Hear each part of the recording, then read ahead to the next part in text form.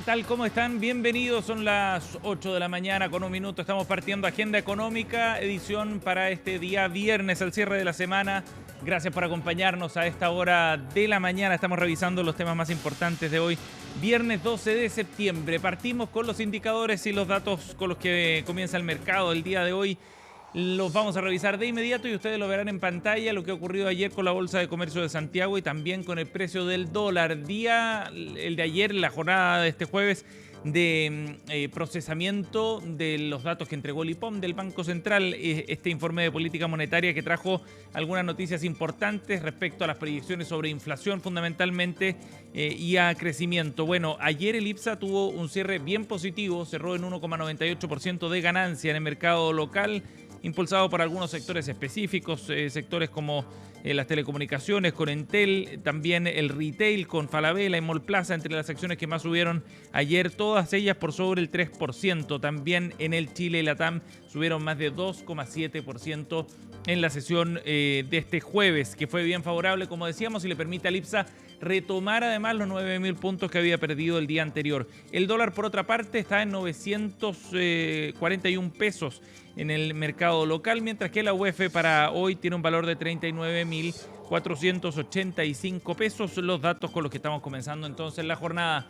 de viernes acá en Agenda Económica AM. Vamos de inmediato a revisar algunos datos a nivel internacional también, con lo que está ocurriendo en Wall Street en particular. Como el primer referente, Standard & Poor's, el indicador bursátil de Nueva York, subió 0,85%. Los otros indicadores que componen la bolsa de Wall Street también subieron más de 1%, digo, en el caso del Dow Jones, y 0,6% en el Nasdaq. Y a esta hora están operando en terreno generalmente positivo las bolsas en Europa y también lo hacen en Asia. El precio del cobre, $4.61, y el precio del petróleo subiendo levemente, llega a $62 por barril.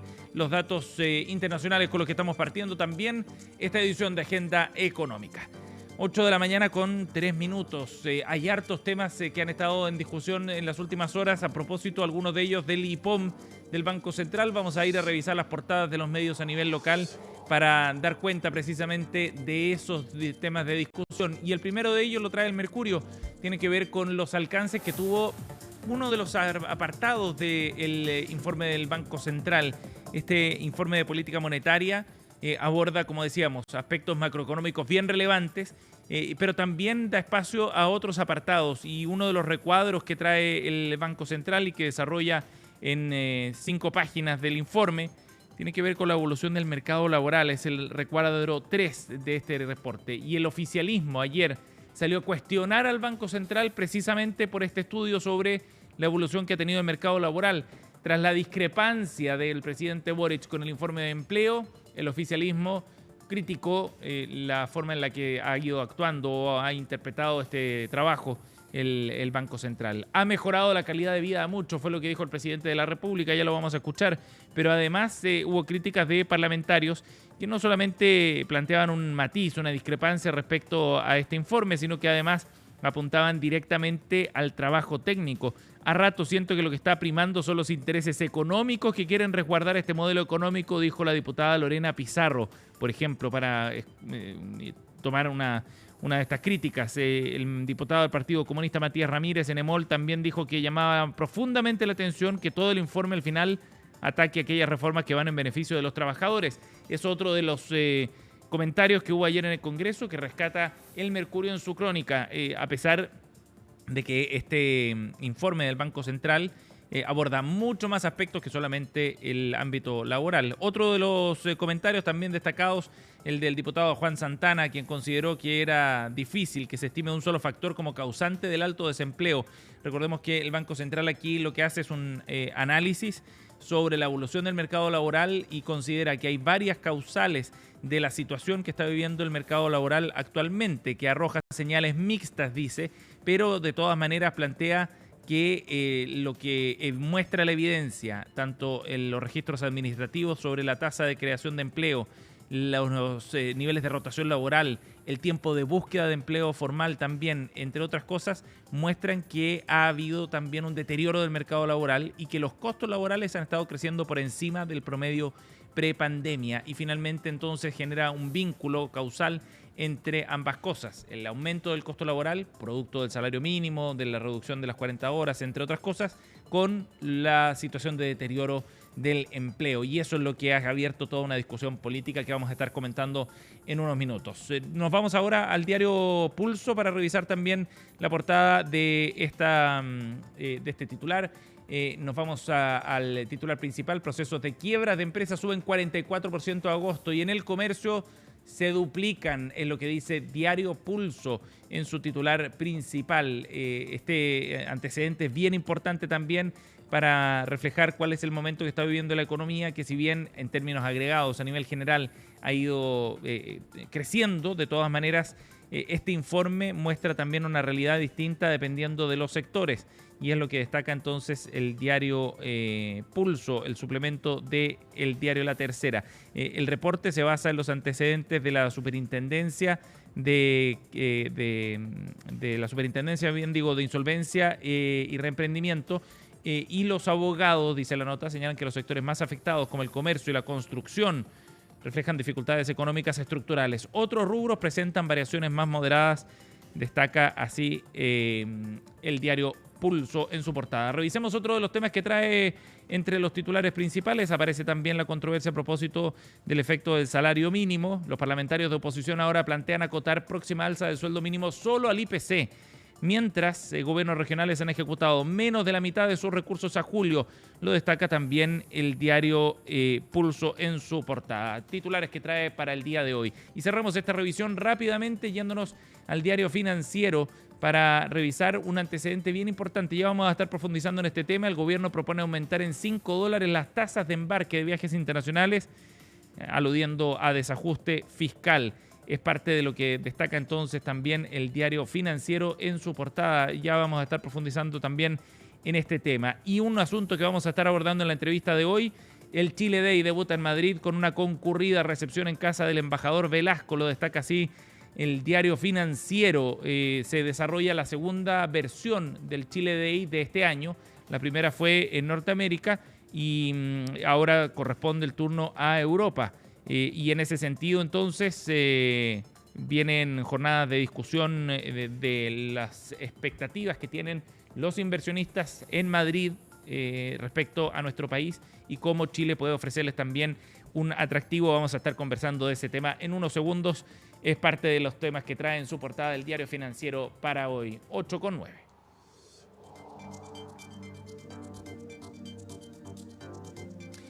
Bueno, precisamente vamos a profundizar en este tema. El Chile Day comenzó ya en Madrid el día de hoy, por la diferencia horaria, por cierto, ya están a media tarde allá en España, y comienza con una serie de actividades de análisis, de conversación sobre lo que está ocurriendo en Chile y cómo potenciar fundamentalmente los vínculos entre España y nuestro país, con un aliado histórico además para Chile. Vamos a conversar sobre este tema junto al vicepresidente ejecutivo de Comunicaciones, Marketing y Estudios de Banco Santander, Fernando Larraín, que participa precisamente de este evento. ¿Cómo está, Fernando? Buenos días acá en Chile.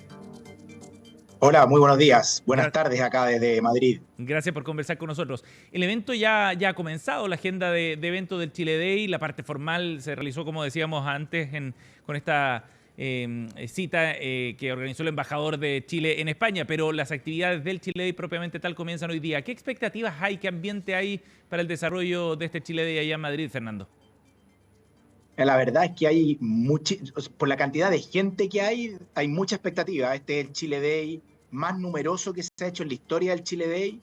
Aquí en Casa América, desde donde estoy hablando hoy día, hay más de 700 personas congregadas. Hay muchos chilenos, obviamente, pero también han venido muchas empresas españolas a participar del Chile Day, con grandes expectativas, no solo de la presentación que hizo el ministro de Hacienda, Nicolás Grau, sino que los paneles que hay respecto de inversión en Chile, en los temas energéticos y algunas otras cosas relacionadas con banca digital son muy importantes. Por lo tanto, hay una expectativa muy grande de cómo avanzar y ayudar a que el país logre salir de ese 2% y podamos crecer a tasas de mayores en el largo plazo. Claro que sí. Y ese interés que se grafica en la asistencia, digamos, es bien relevante para tomar el pulso de cómo nos están viendo afuera. En ese sentido, ¿cómo crees tú, Fernando, que se está viendo a Chile como destino de inversiones fundamentalmente o como socio comercial, por ejemplo?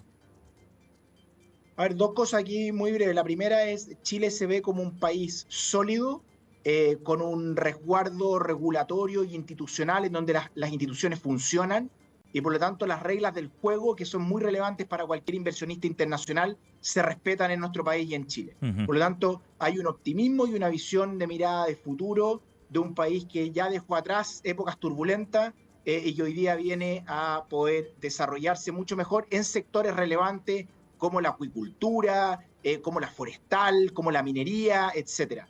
Y lo segundo, nosotros desde Banco Santander, que somos el auspiciador principal de Chile Day aquí en Madrid, Sí. vemos con muy buenos ojos y mucho optimismo respecto a lo que está pasando, anunciando grandes movimientos también y con una mirada bastante optimista, diría yo, respecto del futuro de Chile. Respecto a esos planes para Santander en particular, Chile es un actor bien relevante a nivel regional. ¿Qué visión tienen hacia adelante sobre lo que está ocurriendo acá en Chile desde el banco en particular, Fernando?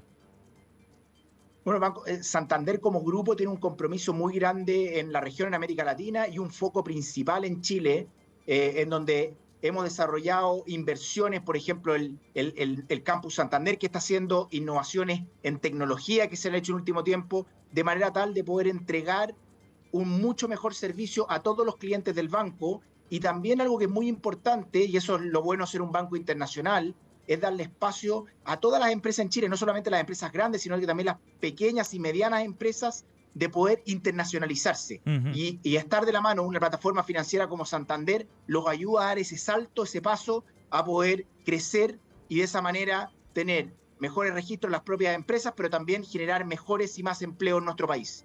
De acuerdo. Fernando, bueno, Santander es un ejemplo de vínculos comerciales entre Chile y España que son muy potentes, ¿no? En las últimas décadas España ha tenido un rol en áreas estratégicas también de desarrollo de inversiones. ¿Cómo ven ustedes hoy día el vínculo que existe entre ambos países en términos comerciales fundamentalmente, o de inversión o de atracción de inversiones? Que son los temas que se van a discutir precisamente en el contexto del Chile Day. Sí, efectivamente, mira, Santander nació hace 170 años como un banco que ayudaba al comercio internacional entre Europa y las Américas. Ujú. Ese fue el origen. Y cuando uno mira hoy día lo que ha avanzado y estos 40 años, más de 40 años que lleva Santander en Chile, es relevante mirar esos espacios de inversión donde están hoy día. Y en ese sentido hay distintos sectores que se miran de muy buena manera. Y por lo tanto para Santander estar aquí presente, ser dueños de casa en Madrid, la verdad es que es un privilegio y es un honor poder acompañar a esta tremenda delegación chilena y por cierto también ayudar a que nuestro país le vaya mucho mejor, genere mayores niveles de crecimiento y más empleo para todas las mujeres y hombres de nuestro país. Claro, al final ese es el objetivo de este tipo de encuentros, ¿no? Que ya se han desarrollado, como decíamos, a comienzos de año en Nueva York, pero que el año pasado también llegó incluso a Toronto, a Canadá. Lo que se busca es fortalecer estas alianzas público-privadas y atraer esta inversión. Por eso la presencia del ministro de Hacienda también allá en España, precisamente. Y el Sí, mensaje y el otro tema Fernando, sí. que es importante ahí es que España es el mayor inversionista extranjero en nuestro país de Europa. Por lo tanto, es el más importante. Tenemos una historia muy larga de negocios comerciales con Europa y hoy día no solamente son empresas españolas que están en Chile, sino que también hay varios ejemplos de empresas chilenas en distintos sectores que también están entrando a Europa vía la puerta de España. Por lo tanto, esa parte es muy atractiva para nuestro país. Claro que sí, un punto de conexión al final, no un puente que se puede hacer con todo el continente, no solo con las empresas españolas entonces. Así es, y nosotros desde Santander, si podemos ofrecer una plataforma financiera y una plataforma de conexión para lograr eso, por eso mismo creemos que es tan importante este Chile Day hoy día acá en Madrid. Claro que sí. Fernando, tú aludías también a las condiciones que puede ofrecer Chile. hablaba respecto a cómo Chile era un país que ya había dejado atrás ciertas épocas turbulentas, y eso se constató en los Chile Day de años anteriores, ¿no? Había preocupación por lo que estaba ocurriendo en Chile con discusiones constitucionales, pasamos por 2 procesos que generaban mucha incertidumbre, etcétera. Todas esas etapas ya han quedado atrás y hoy día se ofrece un escenario distinto. ¿Tú dirías que eso se percibe a nivel internacional y en España en particular?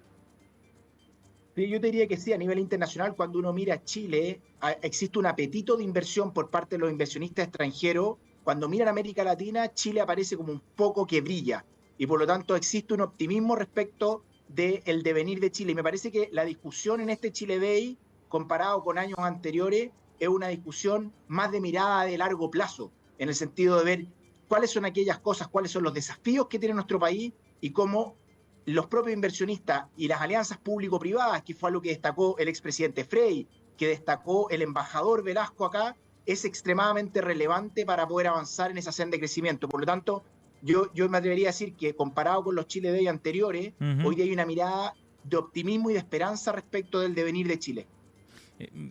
Fernando, en ese sentido, en el intento por fortalecer precisamente esos vínculos de inversión o comerciales con España, ¿hay áreas que sean particularmente atractivas, por ejemplo, a ojos de inversionistas españoles acá en Chile? Bueno, hay varias. Hoy día lo que está pasando en torno a la minería, no solamente la extracción de cobre, sino las tierras raras y todo lo que está respecto de la cadena de proveedores, por ejemplo. Los temas de tecnología. Chile es un país que tiene niveles de conexión muy elevados y por lo tanto temáticas que tienen que ver con la inclusión e incorporación de tecnología para mejorar y eficientar los procesos de nuestras empresas es fundamental. Y históricamente, además, España ha estado en el tema de concesiones, ¿no es cierto?, en autopistas, en sanitaria, en otro espacio. Y por cierto, yo me atrevería a decir que también el sector de telecomunicaciones es un sector relevante, y el sector de energía, por cierto. Entonces, aquí lo interesante de hacerlo en Madrid, a diferencia de, por ejemplo, Londres o Nueva York, que son centros más financieros, es que hay mucha economía real. Por lo tanto, hay muchas empresas que están incorporadas en distintos sectores, no en uno en particular, en el cual genera sinergias positivas para fortalecer y favorecer el crecimiento. Va a ser súper interesante entonces escuchar esas conclusiones. Claro, hoy día en la planificación veía que estaban planificados paneles de conversación con CEO de empresas enormes del área española en el ámbito de la energía, por ejemplo, de Iberdrola, también de Naturgy, entre otros. O sea, son sectores que son súper relevantes en la estrategia de crecimiento que tiene Chile también con esos sectores. Así es, un foco súper claro, lo mencionó el ministro Grau, lo mencionó el expresidente Frei en su discurso, lo han mencionado todos transversalmente, que efectivamente hoy día es hora de construir esos consensos y en esos avances el rol del sector privado es fundamental para esto y eso ha sido destacado transversalmente de forma tal de poder apuntalar, como bien decías tú, sectores como la energía y otros que son tan importantes para nosotros. Sí, lo último, Fernando, antes que se nos vaya el tiempo, el ministro Grau ya participó en la primera parte del evento, ¿cierto? ¿Qué destacarías de su mensaje? Bueno, yo creo que lo primero es que hoy día, hace un par de años atrás, el riesgo de crecimiento de Chile tenía que ver más con nosotros mismos, con lo que pasaba en Chile. Hoy día esos nubarrones o riesgos de crecimiento tienen que ver con lo que pasa con la economía internacional, pero en términos fiscales y en términos de deuda pública, hoy día la macroeconomía es una macroeconomía que se ha ido saneando a lo largo del tiempo y por lo tanto es muy importante que el gobierno que venga hacia adelante pueda seguir esa senda de fortalecer la macroeconomía local. Yo me atrevería a decir que eso es como el gran mensaje que deja el ministro Grau hoy día de entregar, de que va a haber una entrega al próximo gobierno con un mayor orden fiscal y la importancia de poder mantener ese orden de cara al mediano y largo plazo es fundamental. Ya veremos las reacciones también que deja el paso del Chile Day por ahí, por Madrid, en España. Fernando Larraín, vicepresidente ejecutivo de Comunicaciones, Marketing y Estudios de Banco Santander, ha estado con nosotros. Fernando, muchas gracias por la gentileza de conversar con nosotros desde Madrid. Muchas gracias por la invitación y que tengan todos un muy buen viernes y buen fin de semana. Igualmente. Chao. Chile Day que sigue entonces con las actividades del día de hoy allá en España y que el próximo lunes se traslada luego a Londres, lunes y martes, las otras 2 estaciones del Chile Day en su parada europea 2025. Nos vamos a la pausa, 8:20, ya volvemos con más aquí en Agenda Económica. No se vayan.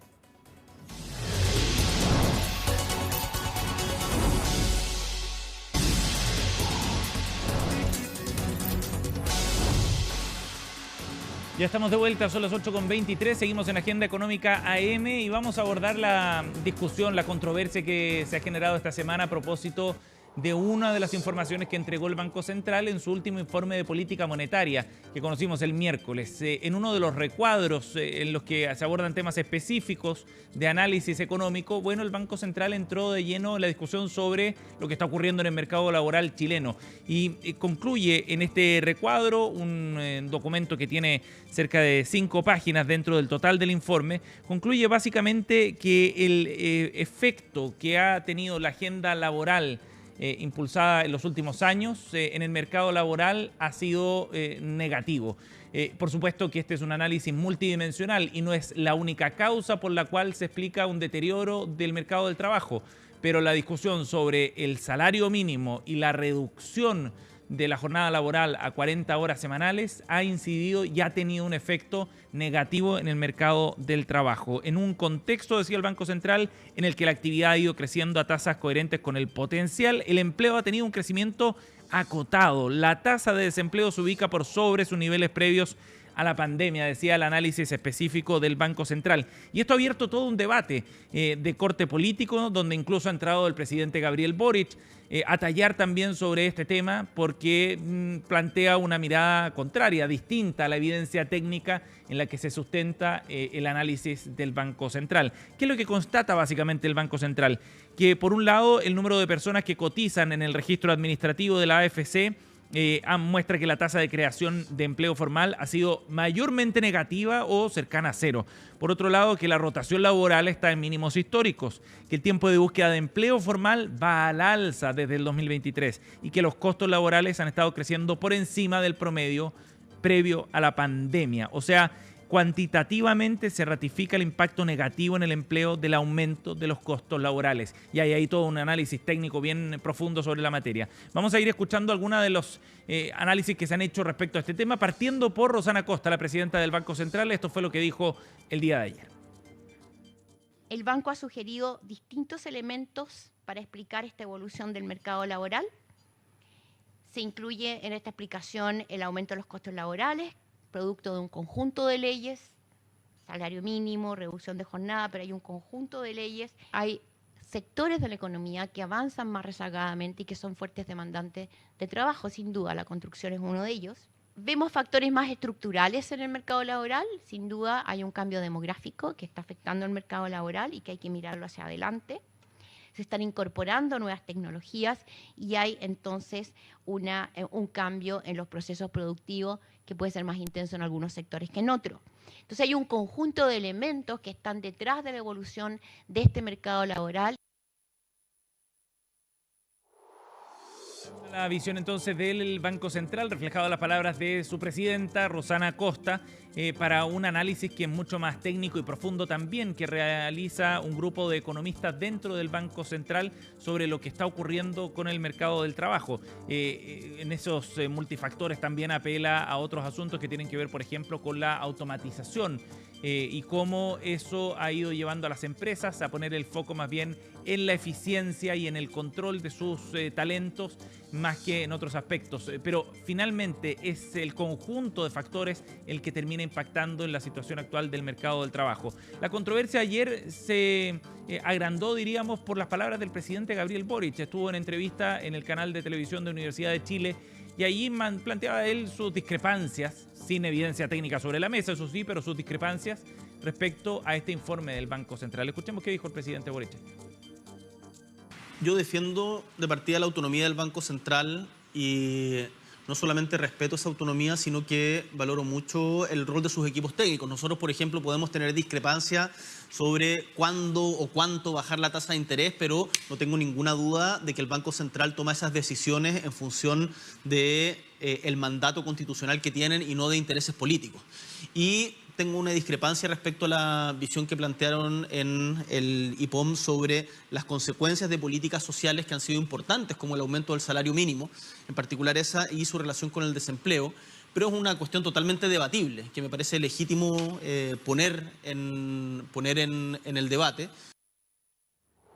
Claro, es debatible, dice el presidente Gabriel Boric, pero el Banco Central lo hace con datos específicos sobre la mesa que muestran, entre otras cosas, por ejemplo, según este análisis del grupo de economistas del Banco Central, que en promedio entre marzo de 2023 y abril de 2025, en 2 años casi, los salarios de las empresas con más trabajadores que estaban afectos al salario mínimo crecieron 4,8% más que aquellos salarios de las empresas que tenían menos trabajadores afectos al salario mínimo. Y al mismo tiempo, el empleo de esas empresas cayó en promedio un 5,6%. Es uno de los antecedentes, entre otros, que están en este informe incluido en el IPOM del Banco Central. Vamos a escuchar otras visiones también a David Bravo, director del Centro de Encuestas y Estudios Longitudinales de la Universidad Católica, que ha planteado que hay derechamente una emergencia laboral. Luego también la visión de la economista de Libertad y Desarrollo, Ingrid Jones. Yo creo que las autoridades han actuado sin tener conciencia del problema que tiene el mercado laboral, porque si lo hubieran hecho, habrían tomado en cuenta las advertencias que se hicieron cuando se levantó la idea de adelantar el reajuste del salario mínimo, o incluso el hecho de las alertas que se dieron, aún con una gradualidad de la implementación de las 40 horas. ¿Qué es lo que además se visualiza? Se visualiza que el gobierno, frente a esta situación, lo que sigue anunciando, el Ministerio del Trabajo sigue anunciando que en las próximas semanas va a mandar el proyecto de negociación ramal. ¿Qué es el proyecto de negociación ramal? Significa básicamente que por rama de actividad económica se va a tender a estandarizar condiciones de trabajo entre las distintas empresas. Esto va a al alza de estas leyes nos muestra que si bien produce aumentos salariales, el efecto más importante viene por el lado de cómo le pega al empleo y debilita principalmente puestos de trabajo que en el espíritu de estas leyes, por ejemplo, el salario mínimo se supone son los grupos a los que nosotros queremos favorecer. La empresa tiene que buscar, ¿cierto?, cómo ajustar al final del día sus costos para poder seguir siendo financieramente sostenible, por decirlo de una forma, ¿no? Y muchas veces los impactos uno los ve por el lado de la planilla de remuneraciones, pero también para poder ir financiando esto, también puede recurrir al alza, traspasarlo a precios, como tú señalas, y empezar de alguna forma a traspasar al mercado, ¿cierto? Bien, discusión que seguramente continuará durante el día en torno a estos antecedentes. Gracias por acompañarnos, 8:30. Cerramos Agenda Económica. No se vayan de nuestra sintonía porque en minutos en nuestra transmisión multiplataforma seguimos con CNN Chile Radio. Que tengan una buena jornada.